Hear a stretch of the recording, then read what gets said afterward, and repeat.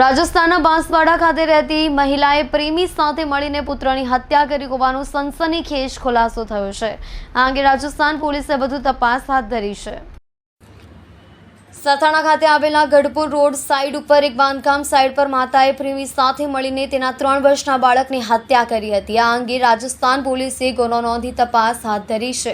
બનાવ અંગે મળેલી માહિતીને આધારે રાજસ્થાનના બાંસવાડા ખાતે રહેતી લીલા નામની મહિલા એકાદ મહિના પહેલા તેના 3 વર્ષના પુત્ર કમલેશને લઈને સુરત ખાતે આવી હતી। સુરતમાં સરથાણા વિસ્તારમાં ગઢપુર રોડ ઉપર એક બાંધકામ સાઇટ ઉપર મજૂરી કામ કરતી હતી, જ્યાં તેનો સંપર્ક અજય સાથે થતા તેની સાથે પ્રેમ સંબંધ બંધાયો હતો। લીલા આ પ્રેમી સાથે ભાગી જતા તેના પતિએ રાજસ્થાનના બાંસવાડા ખાતે અપહરણની ફરિયાદ નોંધાવી હતી।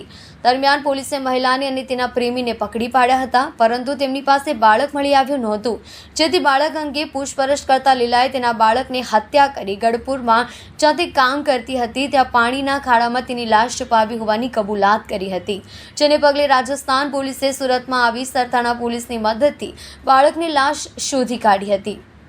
આ અંગે રાજસ્થાન પોલીસે વધુ તપાસ હાથ ધરી છે।